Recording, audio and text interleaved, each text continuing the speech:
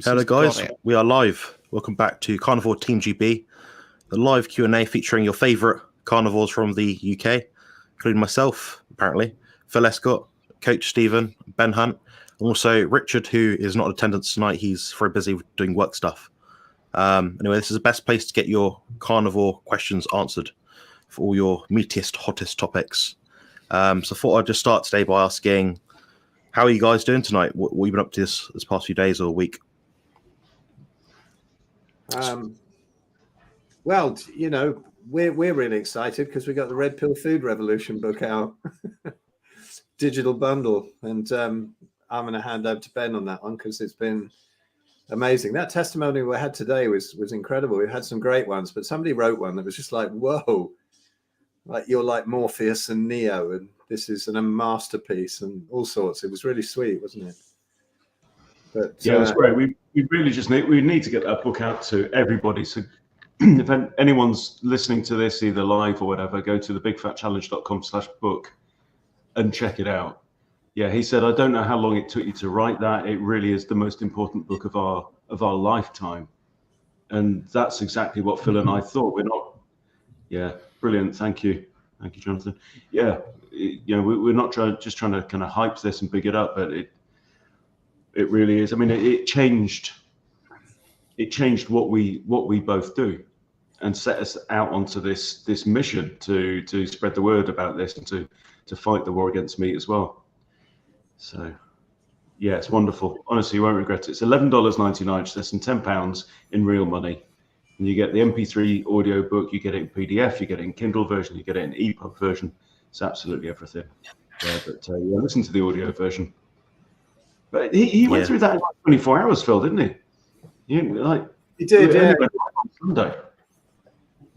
Yeah, I don't know if he read it or listened to it, but yeah, it was a nice one. But yeah. So am I supposed to be seeing this live on my YouTube channel as well? It's still just got a thumbnail and saying live, but if you click out of it and go back on it, sometimes it has to refresh. Oh, I see. Yeah, so it's a weird one. Yeah, that book I do recommend buying it, honestly. The audio version is very pleasant to listen to. I remember sitting there a few months back just at night listening to each chapter. Gives you food for thought, and a lot of the stuff in there I never really considered when it comes to like diet and how our food industry came to place, you know. So how about you, Stephen? How you been the last few days? Yeah, very good. Yeah, the Big Fat Challenge is very good. I quite like the content, and I've been on as a guest. So I haven't read the Red Pill Revolution yet. Well, I will. I found my blue blockers, but I'm realizing that I might have the wrong color because yours appear to be red and mine are orange. So that would be my question. What have I done wrong there? Look, you know, mine don't appear to, it's funny, Jonathan's got to do that to see what the color is, and this is my problem. It does seem to change the colors, and I can't get used to it. But well, they look like more of a sort of daylight while using the computer type of one, or driving home from a gig type of glasses. But it's really easy. You just get a blue light. You know, I've got a little blue LED on the V drum amp behind me that the computer goes through as well. It's just a bright blue LED, and you put them on. If you can still see the blue LED, they're no good for the evening. And if you know, if you can't see it, they're working well. Or just call up something blue on the computer and have a look at it. If you can still see it's blue, then they're no good. There's kind of color testing charts, I think, for okay. I mean, I've got a really easy one because I've got this live on air neon thing behind that my missus got me for my birthday, and the live is in blue and the on air is in orange or something, or purple. So first time I walked in with blue blockers on, I looked at it, I thought, oh, it's broken already. I've only had it a week. Yeah. So Phil has a link to them on his channel, the ones that he uses. The link's also my channel, and Stephen probably has a recommendation as well. So, well, I was going to say about my workout program as your plug-in stuff that you're doing, which is just $2.99 a month, and it's got tons of videos and workouts and stuff like that. And it's part of the app. So if you wouldn't mind, I'll put a link in the chat if that's all right, because I think people are waiting until January, and I think this is bad. So I mean, this is not the thing you should be doing. And Jonathan, we spoke about this a couple of weeks ago. Don't give yourself an excuse to not do something. Oh, it's going to be Christmas. We'll start after Christmas. It's so easy to do that. And with Americans, if there are any Americans watching, you know, it's Thanksgiving. I'll start after Thanksgiving. And the thing is, you're always wishing it away. And before you know it, by the time you get to January to do your new you, you know, new year, new you, you've added another 5 pounds, or you've got into some really bad habits, or your sugar addiction's back. So I'm sort of trying to push people to get back into working out now, to give them a buffer. And I think, you know, I'd rather go into Christmas knowing I'm really fit rather than, oh, I've binged for 6 weeks. So basically the idea is it's a program that you just follow every day. There's a video introduction to every single workout, and you get email reminders that you should be working out, and then comes up on your phone and you follow the workout, or you can download it as a PDF. And I think it's a pretty good plan. I used to sell it for 90 quid. And then when I got the app, it's so easy to add it to the app, and you can download it from Google and Apple and all that sort of stuff. It just makes it really easy. So I think for English people, it's about £2.40 a month. So it's worth it just to have the videos telling you why the exercises work and the best way to do it. So if I've got permission, I'll put a link in the chat. Yes, it's a good place to put your links and things. If you have a service or a product that's relevant to what we're talking about, always plug it in. You know, the reason why I brought you guys together, because I appreciate what all of you do, understand the value of everything you offer. So that's why I'm saying post what you want. If you posted crap, I wouldn't have you on here, obviously. So, but yeah, for was it £3, $3 for a program like that will help you keep accountable with the video library as well. That sounds like a great value proposition. So certainly, yeah. Thank you. So I'll stick that in the chat in a minute. But yeah. I think it's been a good week. All the things that are going on. It's nice to see people like Monsanto being charged and fined. I think it was 10.5 billion for their glyphosate, which is obviously safe, because you give out 10.5 billion in court, even if you're not proved wrong, really, you know. So I mean, I think it's been a good week for that, actually, that the chickens are coming home to roost. But the problem is these big corporations, and actually I'm speaking to people that know a lot more about this than me, namely Ben and Phil, who have written the book. But it's small change. I mean, 10.5 billion is probably cost effective. That's what I think is frightening. They can afford that. You know, same with the pharmaceutical companies. I think it's literally criminal. Well, it is criminal because it went to court and they lost. So I think that has been quite interesting. And I know that's a little bit off the carnivore topic, but I think we're looking more at health, aren't we? And what's going on and food production. And I don't think we're just talking about eating meat. So that was one of the I mean, there's plenty of guys out there talking about just eating meat. Let's go further into it. You know, we won't have any meat to eat if we just say, oh, we eat meat. You know, we have to be a bit more upfront about our belief system and the understanding of our food system as well. So, you know, it's a place to talk about all those topics. You know, it's not just, you know, gym stuff or steaks. Yeah, absolutely. Can I just do this quick one here? 40-year carnivore says, I do not wear sunglasses at all. And I absolutely agree with you. Neither do I anymore, but in the daytime. I never wear them in the sun, but I'll wear them in the evening as blue blockers. If I need to have a light up, our house is so dark anyway that I don't need them. But just got some little red bulbs and whatever here and there.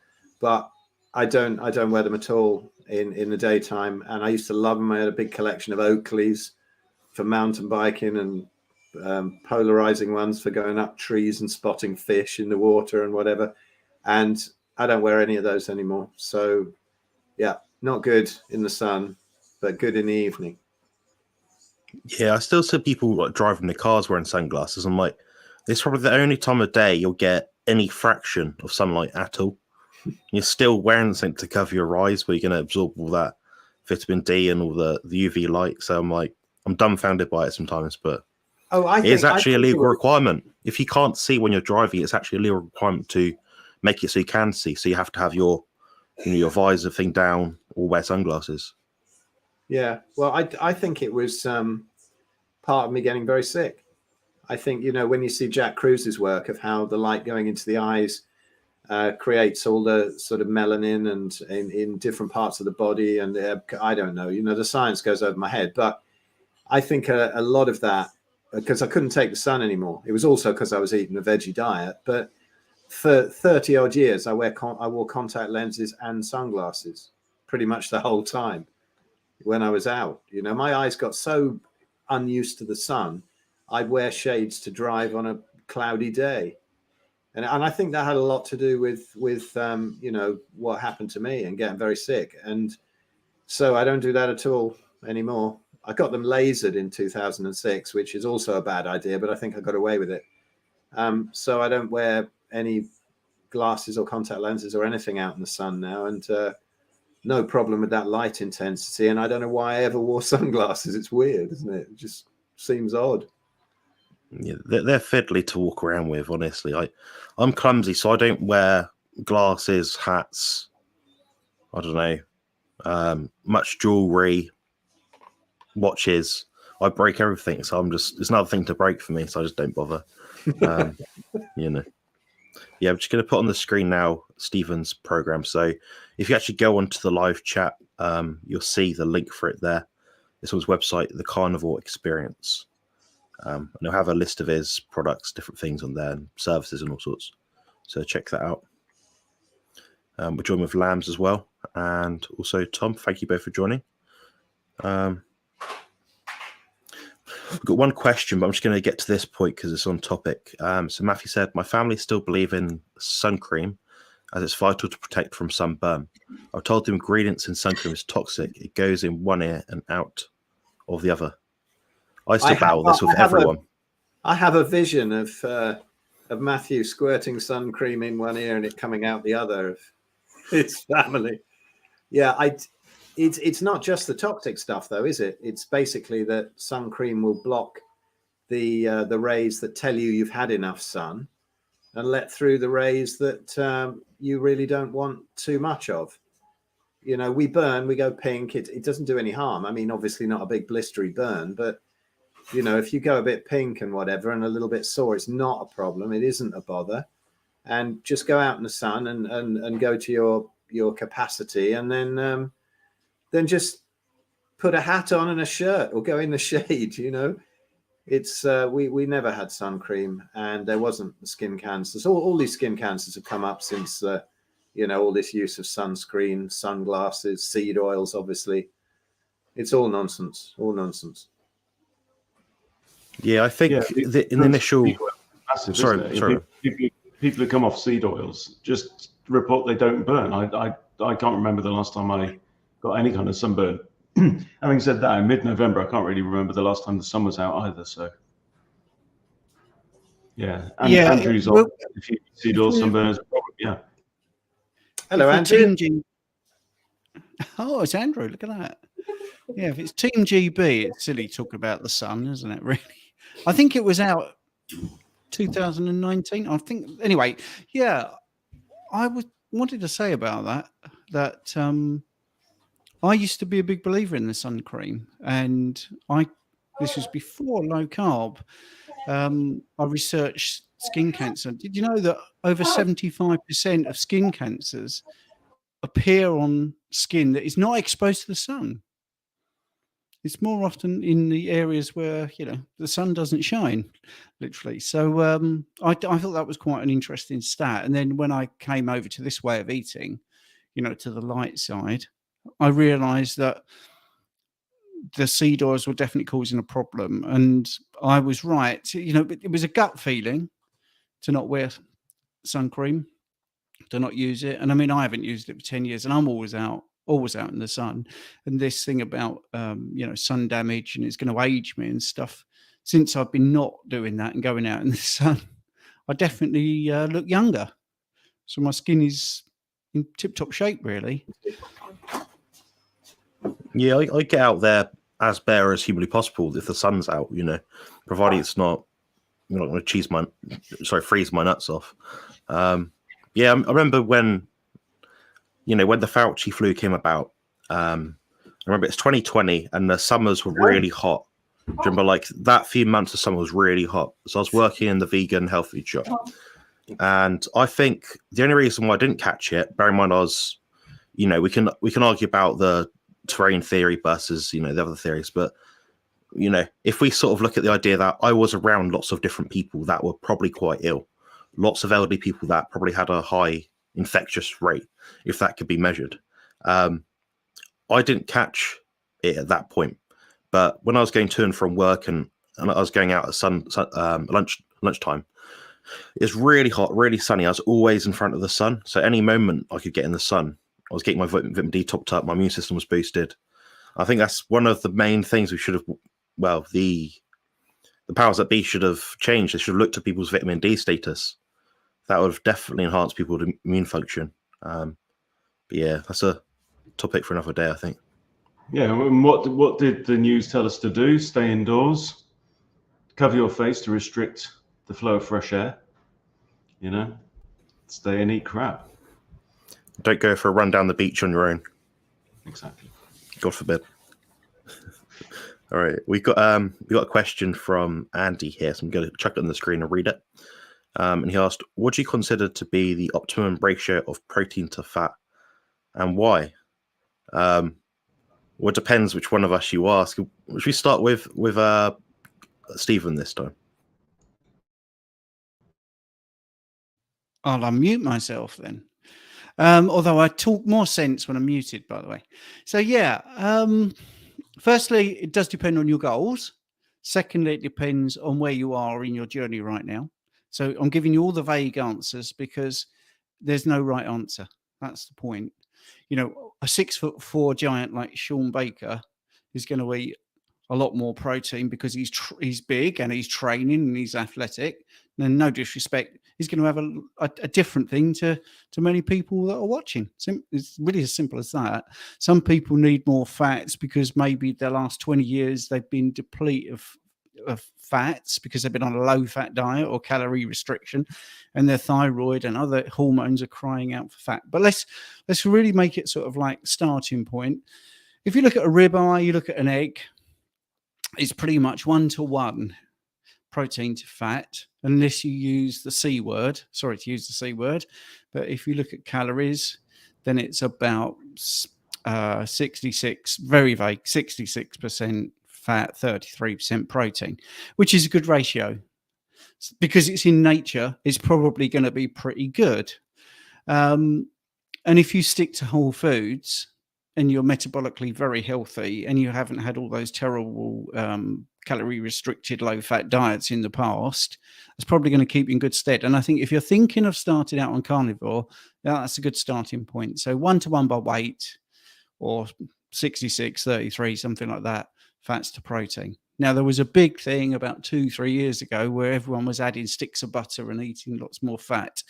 And that caused huge amounts of problems for a lot of people and resolved a lot of issues for a lot of people. Now, the people that had resolved issues, and this is not humble bragging, I've had about 500 clients. So it's a reasonable sample. And the ones that did well on it had that background I just mentioned: vegan, vegetarian, low fat, calorie restricted, normally female, normally thyroid issues. And your thyroid is capable of storing between 50 to 90 days of hormones, and it needs fats. It needs what's coming in from your food, because if you're eating, a low fat diet, you're not getting it. So they really did well. But other people who were finding problems with their weight management or their body composition, their fat basically on their body, some of them found it was the worst thing they ever did.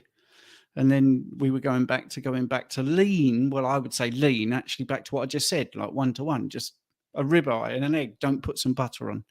So what the science says and what happens in the real world, sadly, the disconnect is across the board, isn't just in this one particular area.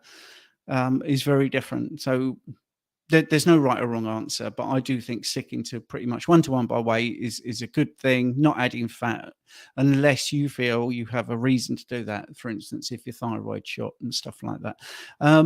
Possibly if you have joint pains, again, because your synovial fluid and all your connective tissues are going to love you for having more fat in your diet for a bit. But also, once you've found a formula that you think is working for you, that doesn't mean you switch off from learning and looking and tracking and looking in the mirror and seeing how you're getting on, because your body will adapt and you will lose body fat and you will gain muscle and you will get more active, and it's going to be a different kettle of fish every single time once things change. So that's it, basically. I think, I've rabbited on too much, feels asleep already. So that's what I would say. Just keep it simple, really. Phil, what would you do? I mean, Stephen touched on some really good points. Like a 1-to-1 might be a good place to start, but obviously there's individualism to it. So what experience have you had, Phil, with your sample clientele? Yeah, I mean, just before I answer that, Matthew said here, have any of you seen Dr. Sean Baker eating a 3.8-pound Tomahawk steak in 9 minutes? Surely that's not healthy to eat that much food in one sitting, regardless if it's healthy red meat. Yeah, well, we've seen him do it live, actually, because we had dinner with him a while ago at the Sheffield conference, and he ate an enormous great Tomahawk steak. And I said to him, have you had enough there, mate? Have you had enough to eat? He said, I could do another one. And he probably could. I think it's absolutely fine for him if he's not. Wasn't it? It's 35-ounce, 40-ounce porterhouse, wasn't it? I think even. Yeah, I think so. Yeah, porterhouse. That's it. But it was, everybody else who as well. Some of the guys decided to order them and try and struggle through them, and they were having trouble. And Sean just kind of inhaled it. But I think it's absolutely fine if you're that big and you're that hungry and you need it. Your body will tell you what you need. I think Anthony's right, where eat meat until you don't want another bite, and you're not, it doesn't taste nice anymore, and that's as simple as that. He didn't seem like he was struggling to me. As for the fat ratios, I mean, I suppose I help people out who are pretty sick and they've got autoimmunity. That's mostly the people who come to me who have some sort of an autoimmune issue. And I think that the Zofia, our friend Zofia at Paleomedicina in Hungary, she works on a strict sort of ratio, which is, the calorie thing is difficult to work out really, and then the grams thing, which would be, as far as they're concerned, 35 grams of fat to 100 grams of lean meat. But I think the easiest thing is just on the plate. If you're healing the gut, their ratio is 1/3 fat to 2/3 lean meat, not protein to fat, because lean meat also has some fat in it, obviously, but 1/3 fat visible. So if you've got something like a really fatty lamb chop, that's probably spot on. Very few ribeyes have got enough, so you put some more tallow on or something like that. The point of this is that, there's a lot of stuff in the fats for healing the gut, and it's the least reactive to somebody with a leaky gut. So when you're working out the amount of protein to take, you want to be really filling up on fats while you're healing the gut. Because also, when the gut's leaky, even the good proteins from, say, really good lamb and beef can go through and cause a reaction. They won't be harming the gut, but the sort of wheat proteins and whatever, but they will be going through and causing some reaction. So that's why the PKD or Paleolithic ketogenic diet is very high fat. And I find, times when I've had flares, and there's nothing like it. It's night and day compared to an ordinary carnivore diet if you're healing the gut. And they have such good success at Paleomedicina with all of these autoimmune conditions. And that's what I find. Unless somebody's sort of got a gallbladder full of stones or some bile production issue, then it's absolutely fine. Yeah. On that subject as well, Rob Sivers has got a video where he talks about these things. And I remember one of the things that he mentioned is that as you are becoming fat adapted over the first few weeks, that you probably want to have a higher fat ratio and then dial it down But my approach would generally be to go by taste, unless you have a specific fat burning goal, or like Phil says, you've got an autoimmune condition or something. Can I just weigh in on the Sean eating a monster steak thing as well?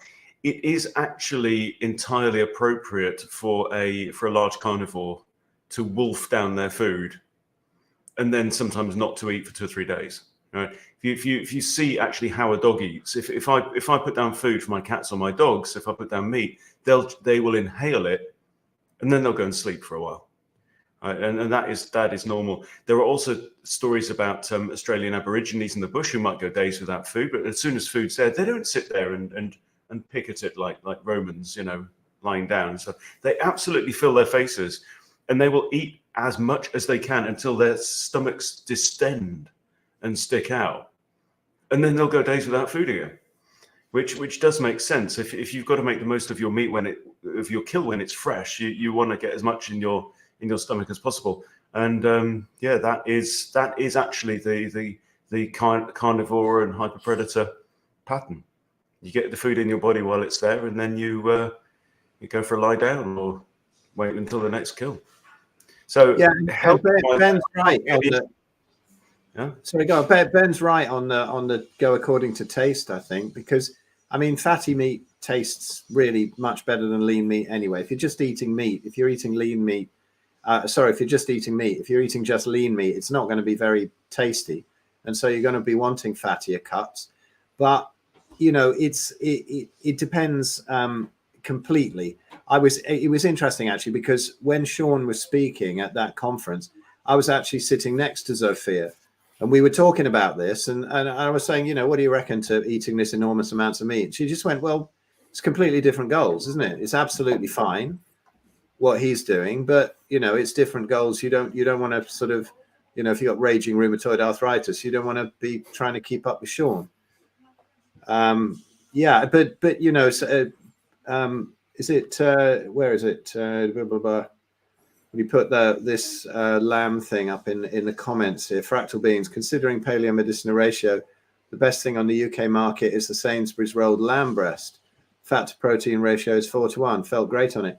Yeah, I think that's brilliant. But the thing is, you can't always get stuff like that, or you want to change a meat or something like that. So just having a whole load of tallow on hand, so you can balance up those ratios, whatever it is you buy, is always useful, rather than always looking around for the meat with exactly the right ratio of fat to protein, because it's rare these days, isn't it?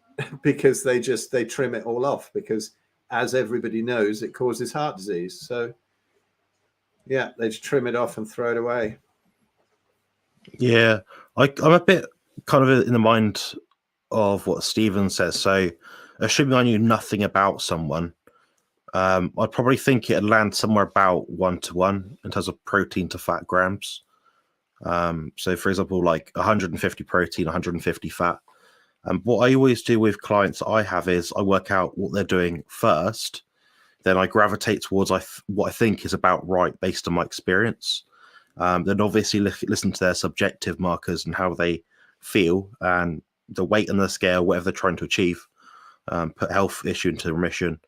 Then I gravitate towards a certain direction. I think the key point is to get the protein amount set first, because if you undershoot that or overshoot that, people tend to have a bit of an issue in that we can't heavily store massive amounts of amino acids, apart from in muscle tissue and repair processes. But we have, if we're talking about calories again, perhaps 100,000 calories worth of fat on our body to store. And all fat we eat is stored before it gets used. So you've got to think of that as well. There is a buffer. Our body has a buffer for fat, but not so much for protein. But yeah, it's very individual. I don't think there is a right answer. I tend to notice women tend to do better in terms of ratio, having a bit more fat than protein. But it's not like double, it's like maybe 10-20% more, maybe, if we're talking about the ratio. I've made a good video, I think, about maybe 2 or 3 months ago, and it was called "The Carnivore Diet Has Gone to SHIT." And I knew that was a good way to get the video out there, because the information, I believe, was solid. But if I just made a video saying, oh, what macro ratio you should focus on, people wouldn't have clicked on it. And that video got a very good response from people, and they found it quite helpful. And basically, what I said in that video is your body doesn't know a ratio; it knows a gram amount. A mass amount of food is going in your body, or it's not. Your body has to deal with that at that moment in time. So I've met people before say, "Oh, I eat." Well, there's a few times actually, like 1-to-1. I'm like, okay, what 1-to-1 of what? And it's like, 350 protein, 350 fat. And they tell me they're a 5'6" guy that sits at home all day and sometimes goes to the gym. Well, that's a lot of food. Then he'll tell me his weight and his body fat. And I'm like, if your goal is to drop fat, that's the first place I'd look, just reducing the overall food content. So there's a lot of individual ways to go about it, I think.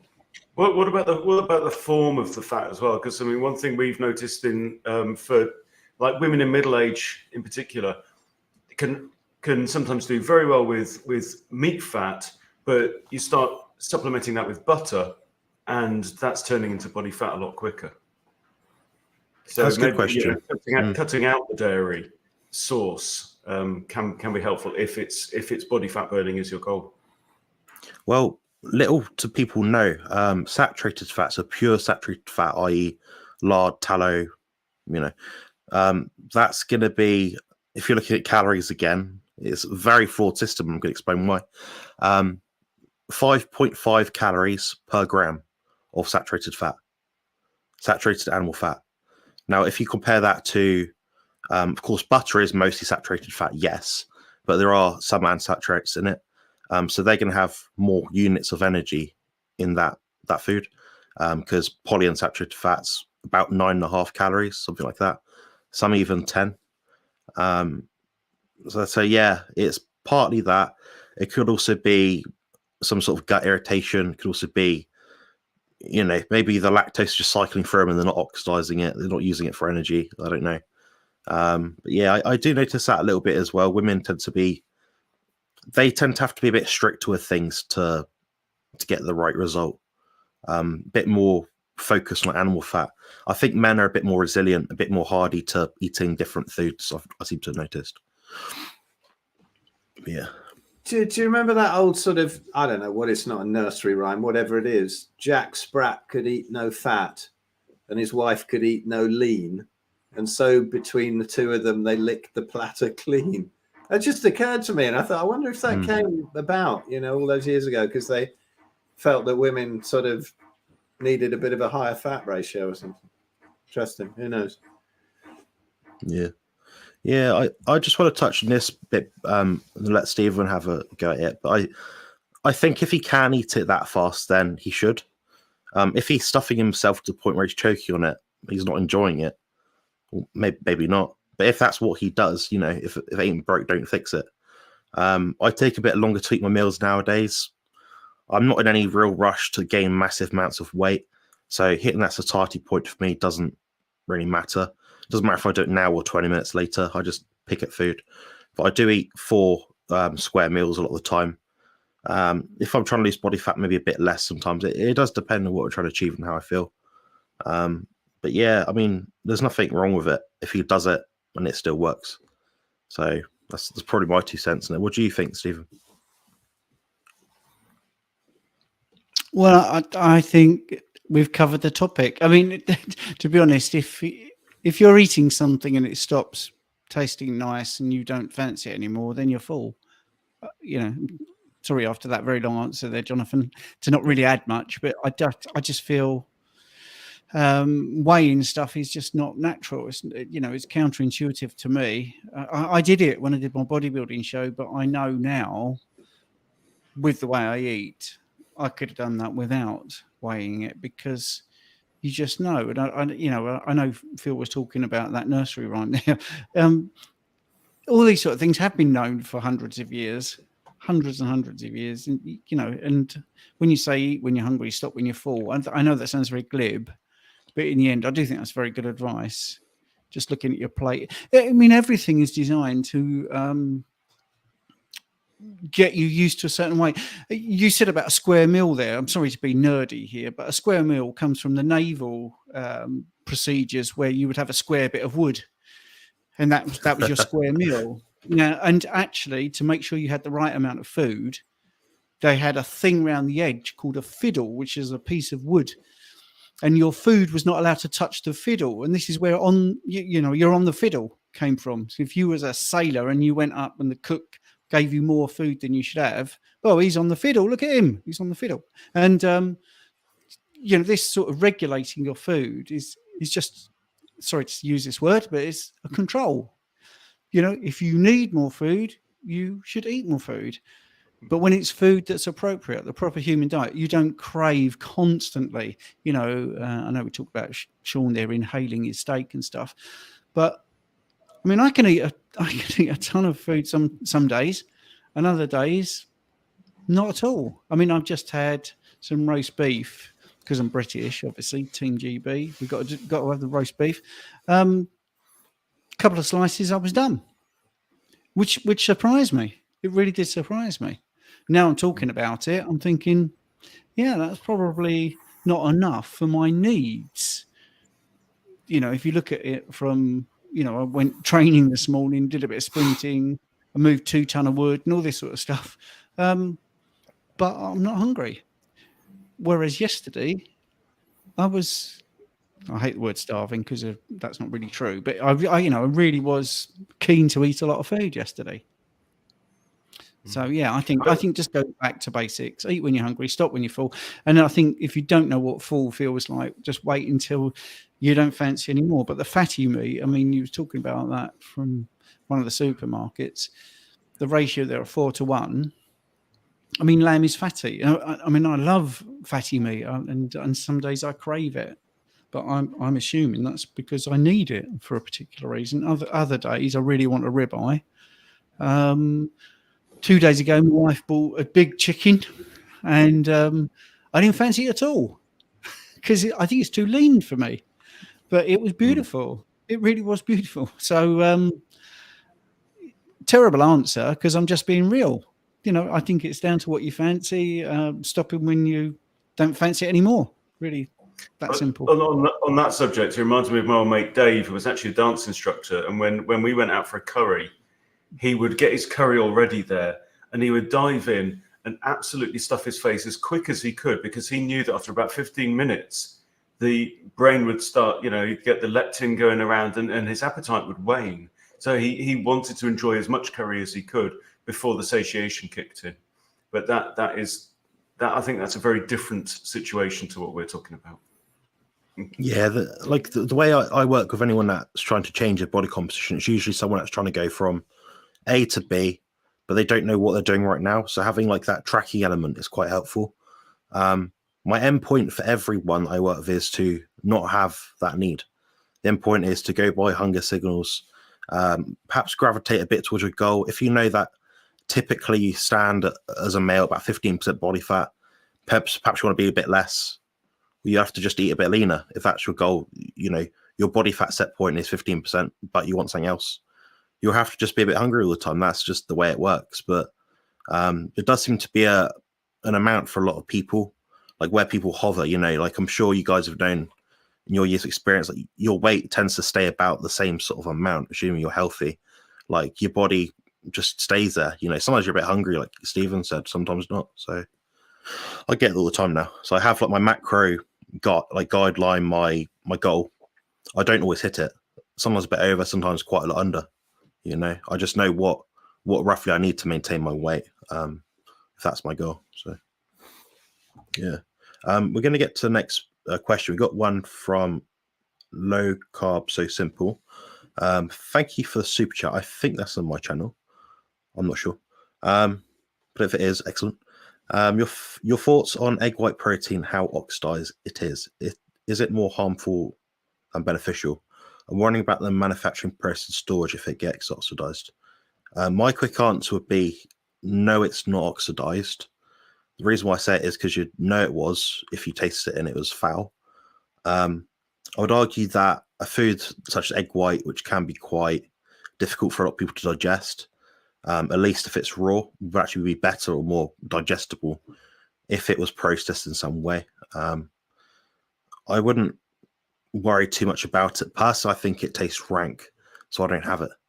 I prefer whey protein. You can even get beef protein out there. So If you're using it as an ingredient to make a cake or something, you know, it is what it is. But yeah, there's other proteins out there more beneficial. But what do you guys think? Either of you guys? I wanna know about your cake recipes, Jonathan. I want to talk all about cake from now on. Oh yeah. I don't know. I don't like egg white. Never have. It's rubbery, nasty stuff. And when I was a kid, I always used to think, how can it have one shell, have the most disgusting thing in the world and the most delicious thing in the world, which is the egg yolk? And of course, then they're saying, you know, that the egg yolks are dangerous and only eat the whites. So obviously that was nonsense for all those years. But I come at it from the side of autoimmunity, where people have a lot of trouble with the egg yolks. Why? I hear various reasons why. There's certain things in there that can be inflammatory. So can the yolks if somebody's very sensitive, but after a while you can tend to reintroduce those. I don't get on with them very well. They tend to give me heartburn, but every now and again I really, really crave egg yolks, and then I'll have like 12 on some burgers or something in the morning. But then I might not eat any for another month or two. But if I really crave them, my body seems to deal with them absolutely fine. But then if it doesn't crave them and I think, oh, I'll just have some eggs, I'll get heartburn. It's the only thing that gives me heartburn these days. Whereas I used to live on antacids and whatever when I ate all the plants. But eggs always slightly did it, even worse, you know. But there we go. I think they can be a problem for people who have a leaky gut and they're sensitive. They've got some kind of inflammation. And so I just stick to the yolks anyway. They taste much nicer and there's far more nutrients in them. Can I play devil's advocate for people that are watching? Yeah, I mean, the reason for the egg whites, I mean, from the bodybuilding part of it, is it's got a beautiful amino acid profile, which is why I used to get the egg white omelets. I know it was also because it was low fat, but you know that's not what we're talking about. We're talking about the egg white protein. So the amino acid profile is very good. Whether it is going to be oxidized is very doubtful, because all it does is get pasteurized and then it gets dried. So it's not really being exposed to things like, you know, air and heat and light and all that sort of stuff over a period of time. It's and I agree with what Phil just said. There are some people that just can't tolerate egg whites, but if you can tolerate it, or you can't tolerate, you know, casein, or there is other, or soy, for instance, you know, it's a good source of protein to try. But I would say about 50% of you are not going to thrive on it and not going to like it. So you can't throw it out completely from what we're saying, but and definitely for the amino acids, it is good. So if you try it and you do really well on it, then you know you're ticking your boo, aren't you? And you could use it in shakes, not necessarily cakes, and do yourself some smoothies. You know, protein shakes pretty good. So I think it's not the worst thing in the world, but and I'm going to say a really bad thing now. If you want eggs, have eggs. You know, I think that's the best thing. You know, the old Rocky movie where before he goes training, he just sticks 6 eggs in a blender and drinks them like that.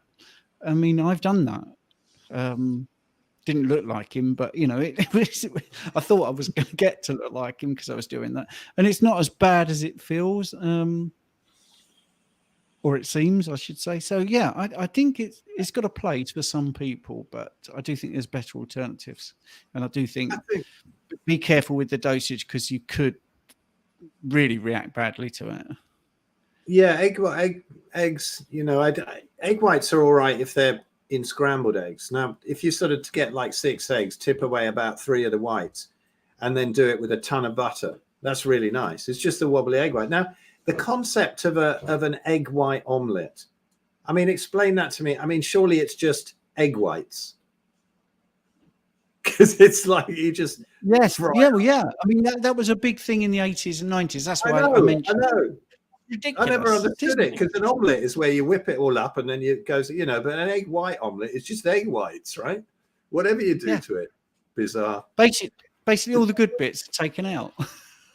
You know, one time we were coming back from some holiday somewhere, Detta and I, and we stopped for something to eat, and we were hungry because there was nothing on the plane that was edible at all. And so we saw this cafe at the airport, and they had egg white omelets on the menu. So we said to them, "Hey, listen, can we have a load of egg yolks? You know, you throw away all the egg yolks. Can we have all the egg yolks? You know, with some bacon or something?" They said, "Oh, we just throw them away." It's like crazy. They made the egg white omelets. Really bizarre. There we go. Yeah, so Tilly, she's like 6.5 years old now. She will only eat egg whites, which I think is really weird. But you can't put egg in anything. Like, she knows. So that tells me maybe she has some kind of genetic thing where she can't deal with the sulfur. Because I know to certain foods she just won't touch. Like, she won't touch anything spicy. Fine, fair enough. Anything sulfurous tasting sort of thing. So the egg yolk, certainly not. But she'll eat egg white with a bit of sugar-free ketchup sometimes. So it's weird. Some people have quite unusual aversions, which I've come across more and more now. I'm dealing with a few more people online which have, like, I won't eat cheese, I won't eat egg, I won't drink milk, you know, or I've had some pretty weird ones actually. Like, I don't eat beef. So, you know, but I think sometimes people do get that initially. And I think we've got a question linked around that at some point in the chat if I can find it. Maybe not. I don't know. Oh, kind of, yeah. So Carl asked, I'm 2 months into carnivore. Some days I'm struggling to eat. Average daily food intake is 4 to 6 eggs, 1 beef patty, 2 bacon, 1 steak. Is this enough food? 33-year-old male, 6 foot, 85 kilos. What do you guys think? I'll first quickly say, how big is a beef patty? How big is a steak? I get a lot of intake forms from clients and they'll say, "Oh, I eat this each day. So I eat a handful of eggs." I'm like, "How many eggs do you eat?" A handful, it doesn't tell me much about how much you eat. Sometimes a bit of extra information is quite useful, but we'll just say it's the average supermarket steak you can get, which is say 200 half a pound. I wouldn't even go that sophisticated, Jonathan. I'd just say, Are you hungry? Yeah. If you're hungry, then eat more.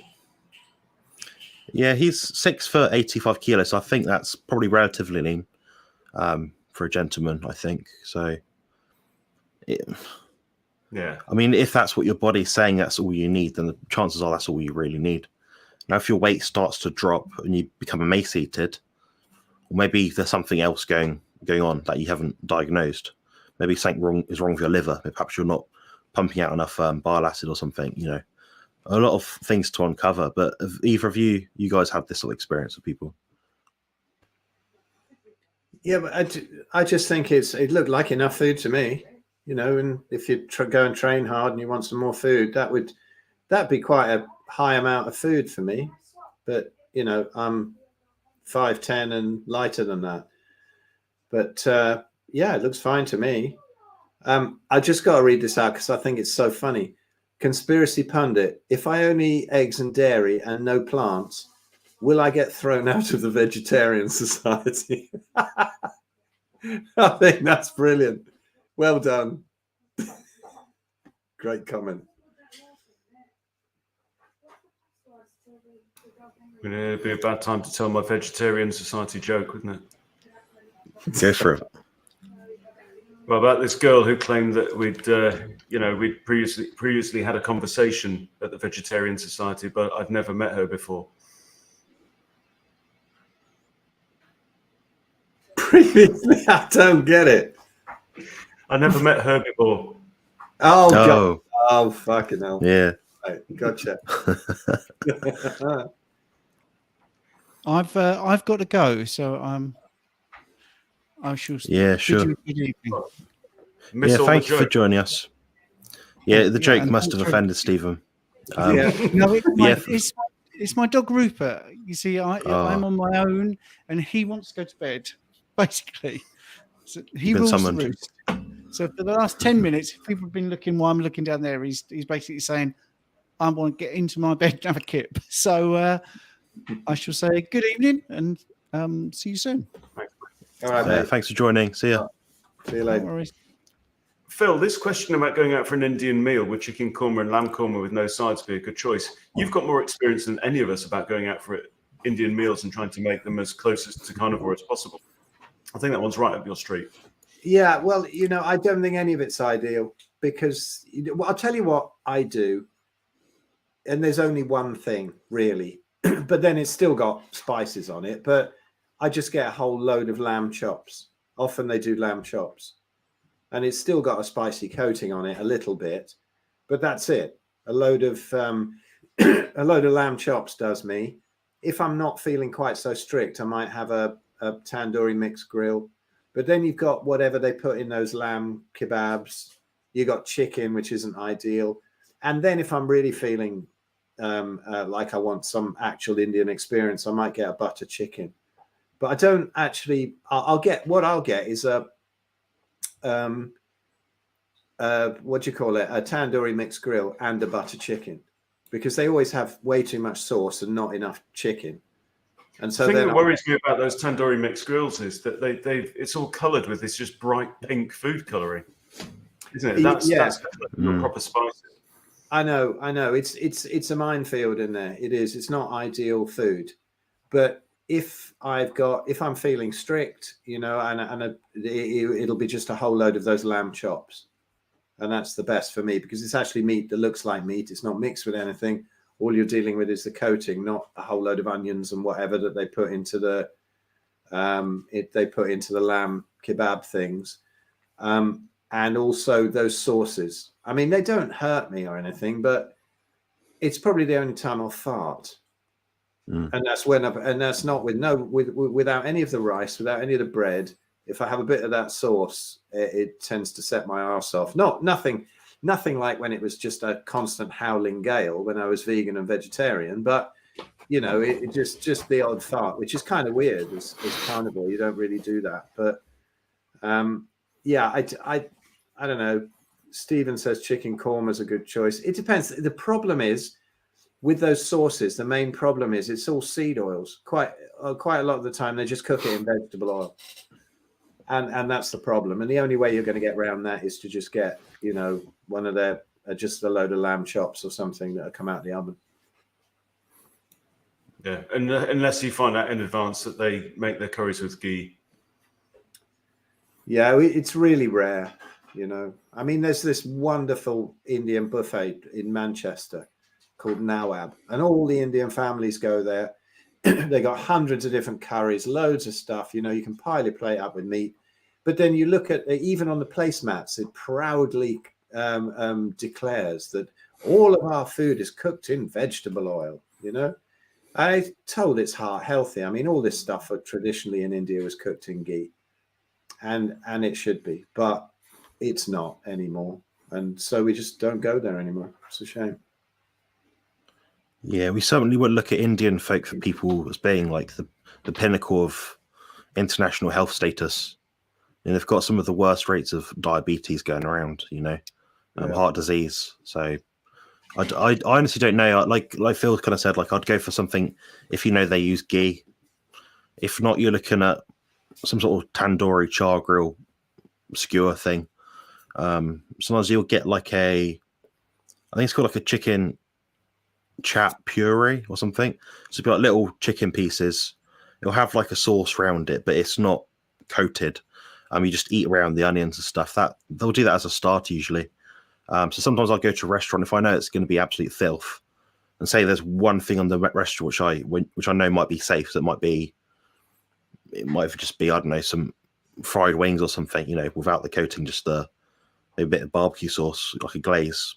That's not going to be too bad for me. But then if I think, you have chicken nuggets, that's taking it the next level up. You're trying to find like whole cuts of meat. That's the way I'd probably approach it. But I do like a chicken korma, must admit. So. I tell you what I forgot also is the tandoori king prawns. I mean, you end up with a really big restaurant bill with a great big pile of tandoori king prawns and lamb chops. But that's a great surf and turf Indian style. That's good. Yeah, good shout. We've got a question here about the book that you guys have proudly produced. What troubles are you having with getting the book printed? I don't know. I can't answer that. What do you guys think?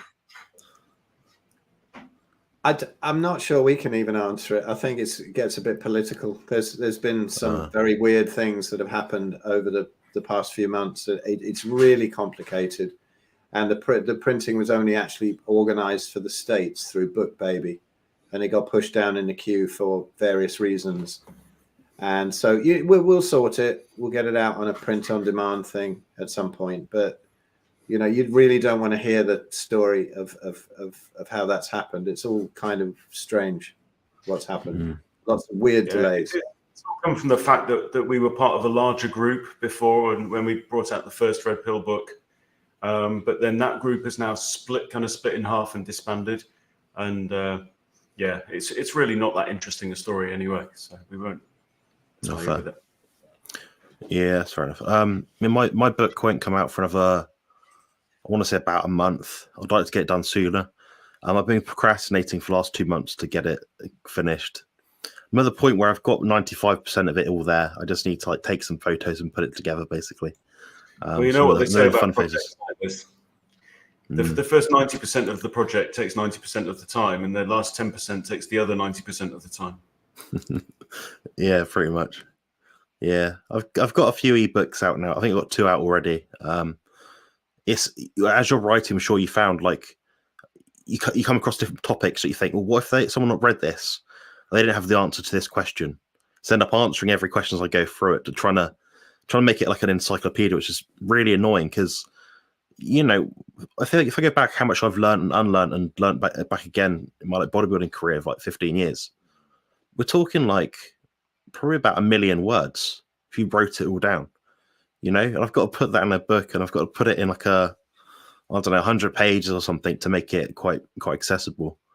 But yeah, that's something I'm looking at the moment. I'll probably do a recipe book at some point, but I don't think there's much value in a lot of the carnivore recipe books, just because the food doesn't look, jazzy. It's just a bit of meat and a few eggs, or eggs put in a certain way, cooked a certain way with a bit of cheese in it or something. So, but I do get asked a lot about some things. And I think, what the most prominent questions I get about, building muscle, losing fat, carnivore diet. So I've tried to make it from start to finish so someone can read it, go through it, create a program, create a diet plan, a few troubleshooting sort of things, an FAQ section at the end.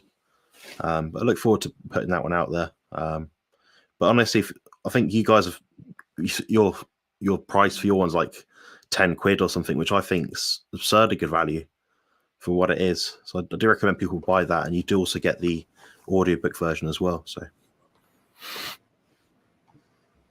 yeah. Bottom line, we want everyone to have access to this book. I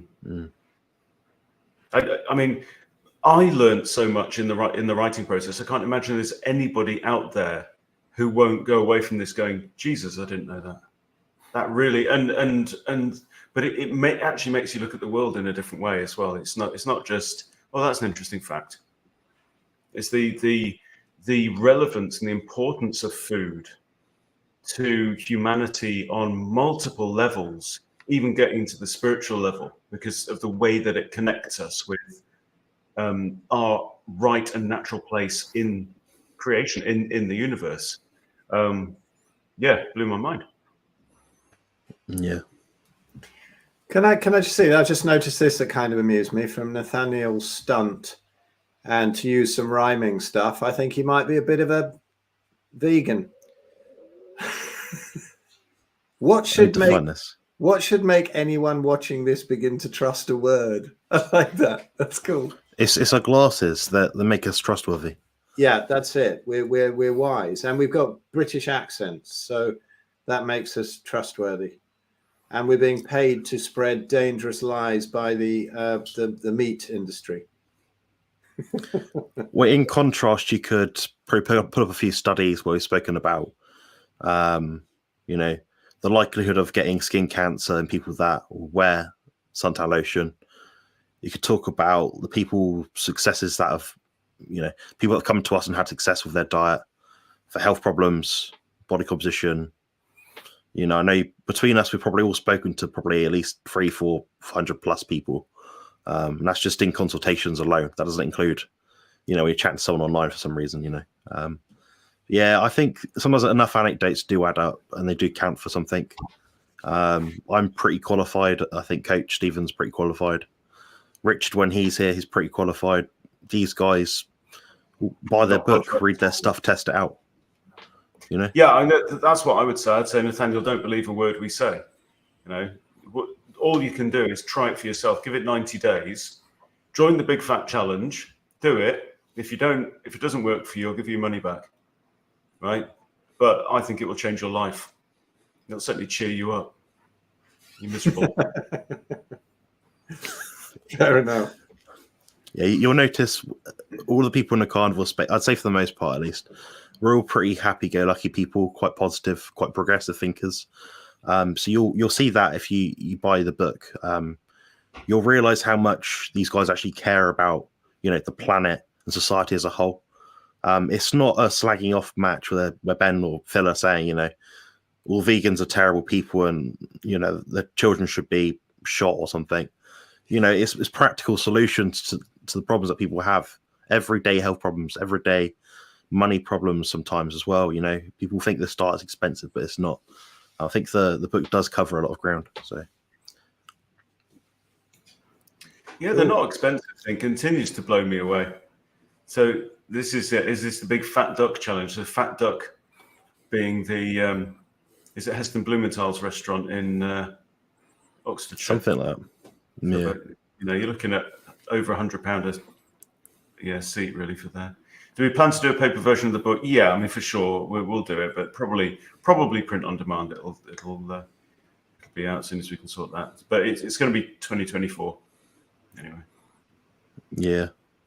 Well, I think that's all the questions we actually have. I could spot, unless you guys have seen any that I've missed. I don't know. Yeah, there's some coming through. I don't know, from my YouTube channel. Yeah. Jane of Fools. Can we chat about coffee? This is Ben's area of expertise. Why it's toxic. I'm dairy-free carnivore. I think I should quit my one black coffee per day. I have a thyroid nodule. It's very hard to quit. It does come from a bean, obviously, and beans are plant seeds, and plant seeds are their babies, and so there's hundreds of different chemicals in coffee. Caffeine itself is an alkaloid, like nicotine, like cocaine, you know, and it is there as a defense mechanism. It is also a nootropic kind of brain stimulant, and you know, moderate consumption of coffee is loosely linked to long-term brain health and longevity, slightly, but pays your money, it takes your choice, really. I think for me, I'm off it again. I'm going for the Bovril now instead. You know, just get a beefy brew if I want a hot cup of something in my hand. What people say is that once you can get over it, and once you get over the addiction and come out the other side, you will notice that your energy levels are better on the whole, but better throughout the day as well. There's another one. It's on Huberman Labs. It's worth looking up. And he said it does have these various benefits, but he also said don't make your first coffee within 45 minutes of waking up, which is bizarre because it's exactly the point of the day that you want your first coffee as well. But yeah, you come out the other side, you will notice steadier and improved energy levels throughout the day, rather than this kind of big buzz in the morning followed by a depression in the afternoon, which really just proves the fact that with all of these things, it doesn't give you energy. It's a credit card that allows you to borrow energy from later on in the day that you then have to pay back with interest. So, you know, try it. Try life without it, but it will take you a few weeks to adapt. And then, you know, if you feel like you were happier before. I mean, I just did 2 days. I was feeling kind of in the dumps, and I went and got a bag of ground coffee. Had it for a couple of days. I thought, well, oh, this is quite nice. But now after those 2 days, I'm thought, I don't want to be buffeted. I don't want to be knocked this way and that, you know, like a cat with a ping pong ball, which is what life on coffee is like, in my experience. But we're all different to the way that we react to different stimuli and drugs. There's no question that it is a drug. and a damn powerful one too. So I'm happy with that. Yeah, I'd also say that, you know, if you've got a thyroid nodule, you want to be looking at not taking in any anti-nutrients. I can't remember, Jonathan might know, if anything in coffee sort of blocks the uptake of iodine, but, you know, a lot of these anti-nutrients do. You need to get that thyroid sorted. I would stay very strict carnivore, and I would cut the dairy definitely, and maybe do an iodine protocol. They terrify you about this iodine, you know, endocrinologists, but it's all nonsense. That's what your thyroid wants. But get a good protocol where you've got all the sort of other supplements with it, and doing a sort of salt loading and then a borax thing maybe to get some of the halides out of there. But it can also be an oxalate issue, and all these things add up in the thyroid and muck people's thyroids about now. So that's one of the issues for me, Phil, because I used to add Lugol's iodine and a splash of borax solution and a pinch of sea salt to my coffee every morning as well. So, you know, now I forget to supplement those things very easily. Yeah. I think, you know, there's a lot of comments about dairy here and whether you should have dairy and this and that. And I would say just I don't want to really go into it massively, but have a listen to that. We got 2 videos, one silly little one, Ben and I outside in the Peak District talking to Zofia Clements. It's about 5 minutes long, maybe less, on my YouTube channel, and another one where I do on my Red Pill Buddhist podcast. It's also on the YouTube channel, talking to Zofia about dairy. Always listen to the paleomedicina perspective on dairy, because if you have anything to heal, you know, if you feel you're doing it all, you're doing all right, and you're healthy and you can take dairy, well, it's entirely up to you. You know, I would eat it all day long, every day if I could. I don't eat it at all now. So I would say have a listen to that. Really, it's a big subject. It really is. And if you're healing up, it might really well be worth not having no butter, and that means no ghee, even nothing.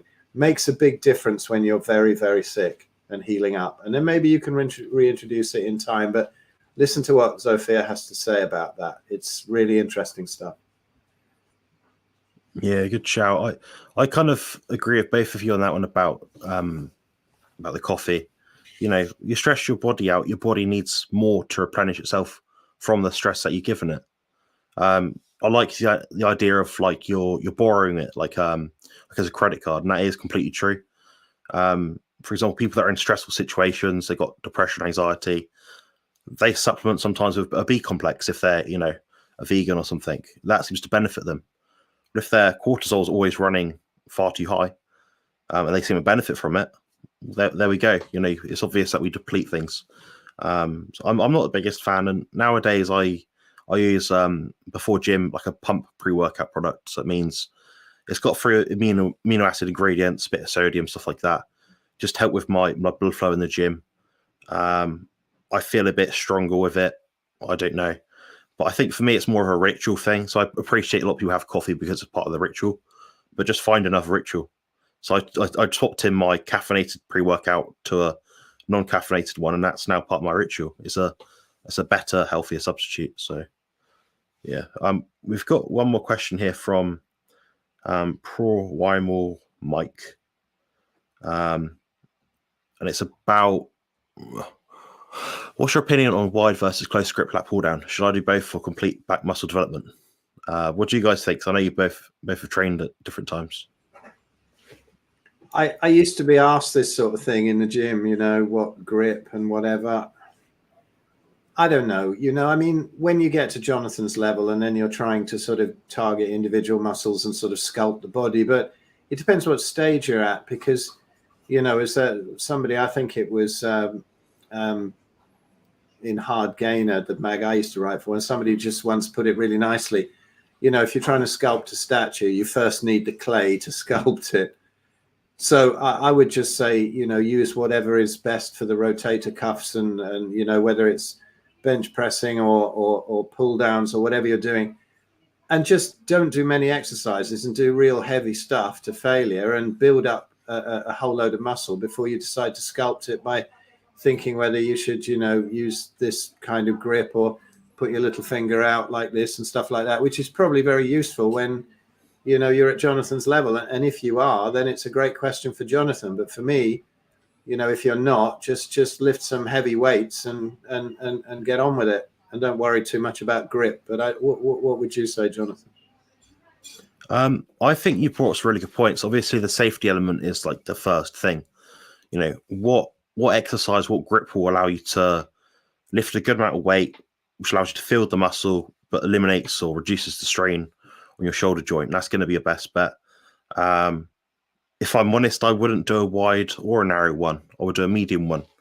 I think for overall body development, usually, if you're talking about averages, like the average person to build the most muscle, to pick one movement, so it would be leg press, deadlift, row. I always go medium grip, medium foot stance. That's the best bet. Your body's strongest when it comes to like the middle ground. One exception to that might be a sumo deadlift where your legs are very far apart. But I'd argue that is that you're reducing the distance between yourself and the ground rather than you're actually recruiting more muscle fibers. So what allows you to lift the most amount of weight, put the most load on your muscles, is going to be where you feel strongest. If you're doing a push down this way, you're going to be pretty strong. It's the middle of the range of the movement. If you're almost back here and you're doing a tricep extension, you're going to be weak. You're limited. Your shoulder joint's in a funny position. Your elbow's severely strained. I'd go in the middle for everything. Every grip that you do, I recommend for most people to go to every medium stance sort of stuff. I'd recommend a book that Jerome and I made, which is Exercise Specifics 101. We talk about this in quite good detail. It's about 20 pages long. I think it retails at like £3, like $3.50. That's worth looking at. And we outline both of our best 20 exercises for muscular development. And what you'll see is they're nearly identical, with the exception of about 3 or 4 exercises. So between us, me and my friend Jerome, we've got like 40 years of training experience, perhaps. We found we're pretty much bang on the mark for every single exercise. We think the same things are best for people. So I'd look at that as well. Ben, do you have anything to add to that at all? No, nothing at all. I mean, I only really do 2 forms of exercise. I run around a rugby pitch as a referee, and I've got 2 30-kilo dumbbells here that when I remember to, I just slip on my gloves and I lift them above my head. If I can do it 10 times, I have more weight, and that's it. That's literally it. It's a pull and a push, works my legs a little bit. If I do that 3 or 4 times a day, keeps me in reasonable shape. But like Anthony Chafee says, he doesn't have to work out really very often. That he will maintain his present physique with me on the whole. 30-kilo dumbbells Each. No. That's about that. 30 kilos in each hand. So I'm probably 80, 85 kilos. That's 90 pounds. 30 kilos, 45 pounds. 65 each. Yeah. So Yeah. Okay. Roughly. There's just a quick one here. Roger Timlin says, "Evening, gentlemen. Sorry, missed out on the red glasses scenario. Sorry, Roger. It's about a while ago you asked this. Are there any good places to buy them, or just pop along to Amazon as per the norm?" Look, I think that there are probably some good companies in this country now. I don't really know any of them. I'm lucky enough to know both Matt Maruka of Raw Optics and Andy Mant of what used to be Blue Blocks and is now Bond Charge, and they sent me a bunch of them. But to be honest, having had them, nothing goes wrong with them. They're optically really good. I've bought a load of cheap ones over the years. In fact, I'm just looking at a pair now where there's one lens hanging out and the other one's gone. And you buy the cheapo ones, buy cheap, buy twice, as they say. And optically, they're usually not so good. And sometimes they don't block the right frequencies if you just grab them off Amazon. I mean, you can get some there were some that were kind of okay for about 12 quid, but they do tend to fall apart. So my recommendations would be Raw Optics or Bond Charge, Blue Blocks. They're absolutely brilliant, and they know what they're doing. And you can go on the website and the different colored lenses. They'll tell you exactly what they do. I'm sure there are other companies now around, but those are just the two sort of granddaddies of them as far as I'm concerned. Yeah, I've got a link in my channel description with the ones that I use. They're from Amazon, you know. What about you, Ben? Where'd you get yours? These are Blue Blocks. It's a Now Charge. I've had them fair. for about 4 years, and they've been perfect since day one. Yeah, nice. I do have some cheapo ones as well that I got off Amazon, but they're in a drawer somewhere. Yeah. They probably It's work always as handy well. to have second and third and fourth and fifth pairs. I'm guilty of that. I've got a drawer full of them, so no. I'm demoting you to this position. I hardly ever question. wear them anymore. The only time I wear them is for like these calls where I have to have a light up. Otherwise, I'm completely Can't see. invisible. Yeah. But after this, I'll turn that off and I'll take them off. I won't wear them for the whole evening because the house is dark. Yeah, I've got a really bright light in front of me. It is piercingly light. The only reason for that is my room is very poorly lit. I've got one light bulb that works and it's tiny. And that's basically used on my green screen behind me. So I have a light on me, which passes through me so it hits the green screen so I don't have a shadow, so I don't look all weird. But yeah, I'm not one of those people that have a giant grand, bookshelf behind them and a giant office to work from. I work from my room, which is my studio. So, you got to make do with the space you got. Yeah, we got a question about dairy, which is quite interesting. Do you get a lot of clients who get too skinny about dairy? I've experienced that when I excluded dairy and get insomnia and leg cramps. I'd recommend keeping it in as long as you digest it well and tolerate it fine. I get the same thing. Some people do have a high requirement for calcium, it seems. You can have dairy or you can have, small tinned fish, sardines that have bones in them. There's a bit in bone broth for the calcium. That seems to be the element that you're probably missing. If you wanted to try and find it out, omit dairy, just have meat and eggs and fish or something, then add in a calcium supplement, then take it away. Then that will tell you, okay, I happen to be someone that seems to have a high requirement for calcium. The body is pretty adaptive, but I think some people not quite as much. What's your guys' take on it? Is it vitamin K that helps with calcium absorption as well? Yeah, it helps direct it to the right places. Yeah, pretty much. I don't know. What about you, Phil? Have you had this before when someone's done your beef and lamb protocol? And they get too skinny? Yeah. Well, yeah, but what is too skinny? It's just, if we eat dairy, then it is hyperpalatable, so we eat more. I can make 2 burgers or whatever, and I'm fine, and I'll eat them, and I don't need any more. But if I melt cheese on them, I can eat 3 or 4 of the same size burgers. It just makes things hyperpalatable. So I do much better without it. And so many times I've seen, there's a comment here, dairy shouldn't be treated as the culprit for weight gain. There are likely other things people are doing wrong in their diet that can cause weight loss stalls. That's absolutely true, but dairy is definitely one of them.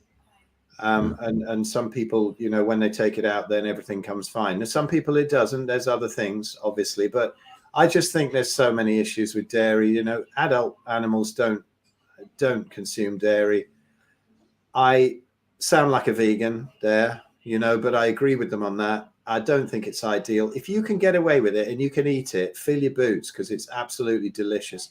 And I wish I could every day. But I'm much better off without it. I have lower body fat and I don't have sinus issues. That's what it does to me. And down the line, again, listen to Zophia's videos about the growth factors and what might happen down the line and why raw milk might be or raw dairy might be even worse than pasteurized dairy. But it's a fascinating concept and people get really angry about that. But no, just open your mind and take in all the possibilities. I think just look at all of these possibilities. I don't get stuck on one dogma really. The time that I see people getting very, very skinny, and I've done it twice myself, is when they've got a huge amount of inflammation and they're on a very strict diet like that. But then the gut's leaky and you're just not absorbing. And at a certain point, I mean, I've heard Sophia say this, I've heard Natasha Campbell McBride say this, and it's happened to me twice. There is a point where the gut seems to come together and the scales just shoot up. And that's not with any extra body fat either. The muscle comes back on. I've got a blog post. If you put in Phil Escott, my healing journey from psoriatic arthritis or something, and you can see me getting really emaciated, well, really fat, and then emaciated, and then the muscle coming back on as the gut healed. And it's a really good cycle of pictures to demonstrate that. Happened between, say, 2010 and 2015. You know, the changes that happened in my body were quite amazing. But I'd say hang in there. You know, people forget what a lean person looks like. And so you look weird to people. If you drop a load of body fat, you know, when you say dropping weight, if you're eating enough meat and fat, you're not dropping muscle or bone density, which is what you need to worry about. You're dropping fat, unless you're under eating hideously, of course, but you're dropping body fat, and that's what you want to drop. I mean, then your only option past that is to go and train and put some muscle on. So I don't have any use for massive amounts of body fat like I used to have it. It's not much fun. So yeah, it's hard work. Like I could go on a omnivorous diet and get back up to like 20 stone if I wanted to, but I'd feel like crap. There's no point. I'm more comfortable being between 12 and 15% body fat, relatively fit. I feel all right, you know. My only last point on this is like, if you feel like you're getting skinny and you're losing muscle, you're probably not eating enough protein. If you're not eating enough protein, you're probably not getting a significant enough insulin spike. Therefore, your kidneys aren't doing the job of pushing the electrolytes into the place they're meant to be. So perhaps your insulin is just running too low because your protein's too low. You could be under eating and not realizing it. So I'd probably look at that as well. So I'll look at the calcium side, I'll look at the insulin side. That's probably how I'd go about it. We've got one more question to answer tonight, guys, because I do have to go. And this one's from Matthew, which is about Dr. Ken Berry's new book, Common Sense Labs, Blood Labs Demystified. It's a great book for learning about what blood tests you may need to have to try and improve your health. Have you guys looked at that at all? I'll pass on that one. I'm not really up on blood. It's a shame Stephen's not here as well, because he's the vampire of the group, isn't he? yeah. No, well, we just tests too much. We just had a question on our tribe, didn't we, this evening, about which blood test to have, and I popped up a video and linked it to them of Ken Berry's which blood test to have in a video. I don't know. I'm not big on blood tests. You know, I don't bother. But if you are, then Ken Berry's the guy to listen to, I reckon. I'm sure the book's fantastic, although I haven't read it, but I have watched his video on it. Yeah, I'd go if to one you of those are guys. worried about anything in particular, get a consult with Stephen and he'll talk you through it. Yeah, my first port of call would be Stephen, or it'd be Professor Bart Kay. And what they kind of say is like, don't get blood tests for the sake of having a blood test if nothing's wrong. You know, perhaps if you've got a genetic disorder and you've been on a terrible diet for a long period of time and you want a way to be accountable to know, okay, my inflammation's going down, you know, well, yeah, maybe get a blood test, but if nothing's wrong, don't try to look for a problem. I think that's part where a lot of people go wrong, and they find their cholesterol is 400 and they're like, oh no, what's going to happen? Am I going to die? And I see this question every day on Facebook forums. I'm like, I don't know how to, do I just need a template thing, copy and paste the same thing each time? It seems a bit bizarre to me, because like when you hear, oh, I follow all of Ken Berry stuff, I follow Dr. Chafe, you know, all these big names. It's like, do you actually follow them? Because you'd have heard them say 1,000 times before in every single live stream the same thing. And I personally only look at about 4 or 5 things if I have a blood test for myself, and I get that done about 2 to 3 times per year. Just things that I know I would be concerned about, things like inflammation, liver health, things which would be potentially problematic due to my body weight and muscle mass. But I don't go looking for problems, if that makes sense. But yeah, definitely get in touch with Stephen for a consult if that's something you're concerned with at all. All right. Is that about it? If not, if you feel healthy, don't worry. Yeah. I'll just go through these quickly because getting a lot of asks about this. So these do go over glasses. So look like that. They do work very effectively. Sometimes I do a double up effect and actually use my red light at night. So I've actually got a red mouse mat thing now. This thing goes red. And if I'm obviously looking at a screen, I wear these. You can get daytime ones as well. They're yellow. They're not quite as effective, obviously, because they don't block out as much blue light, but they might reduce some eye strain slightly, at least make you less, what's the word, exposed to blue light. When lifting, should you go to failure? Yeah, probably, if you can do it safely. I think the limitation is a lot of exercises don't allow you to do it that are free weights, so I'd probably stick to mostly machines if at all possible, if you do not have a spotter at hand. The biggest challenge I have, the biggest challenge I have this one is most people can't recognize what failure is.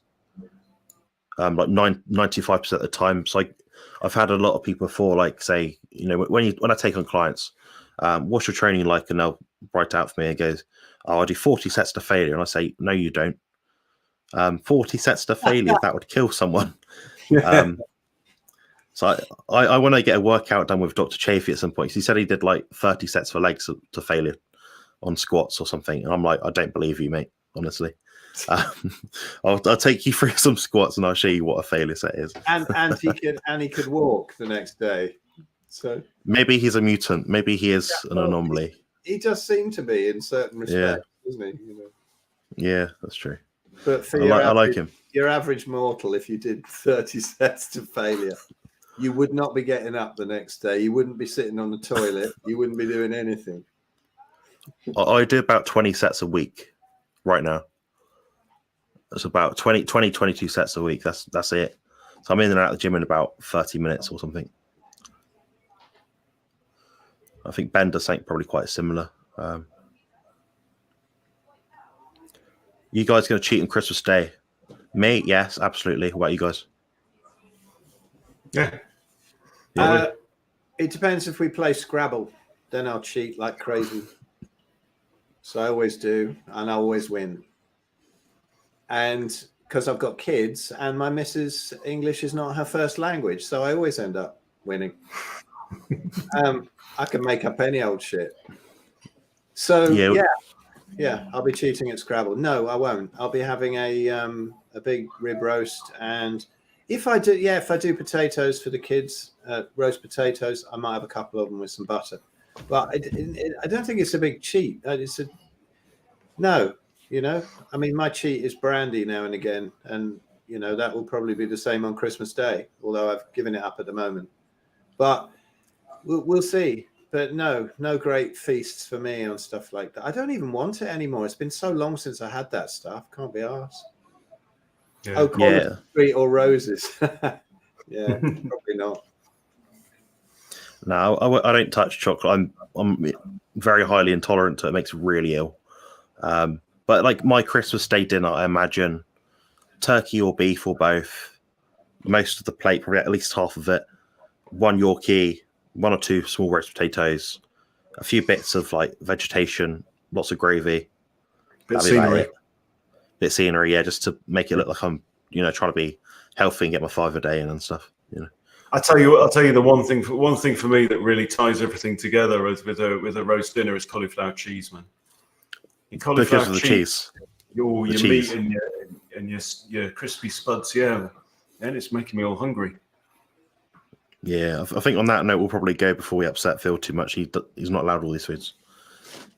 No, I'm allowed them. Nothing upsets me. I mean, enjoy it. And if I really fancy it, I'll eat it myself. I just don't particularly that much anymore. So I'm not really tempted. I mean, the thing that will tempt me is to get really mashed on Christmas Day. It won't be any of the crap foods. Yeah, absolutely. That's what we talk about. It's about getting to the point where we have enough experience of what it's like on the other side that it's not worth that. Like Anthony says, I feel so great right now. Why would I want to eat bread or whatever? It's just not worth it. So like for me, I know that if I have 4 or 5 glasses of wine, it's not worth it. And the next day I remind myself it's not worth it. So I'm getting to that point. I know I'm getting boring, but I'm getting happier at the same time. So screw you. Yeah, who knows? I might even treat myself to a massive, great psilocybin mushroom trip. That'll upset the kids over dinner. God knows what I'll be like. We all have our dreams, Phil. Yeah. Good on that bombshell. On that bombshell, we'll leave it there. Thank you everyone for joining tonight. If you want to follow Phil, check him out, and also Ben out. Phil has a YouTube channel as well, which is just Phil Escott. The website to get hold of them is the Big Fat Challenge. They do produce an excellent book and a great challenge, which is like a library of information on the carnivore diet, how to get involved, loads of information, fun facts, lots of good interviews, stuff like that. To get hold of Coach Stephen, that's just Coach Stephen Thomas BSc, and that's him on YouTube. His website, I cannot remember for the life of me, but if you type it in Google, you'll find it all there. Or go to his channel, you'll also find it in his show notes of his videos. For me, you'll find me at Carnivore Muscle. I think my actual channel name is Carnivore Muscle, but my handle is at Composition Consultant. My website is compositionconsultant.com. And that's pretty much it. Take care, guys. Cheers.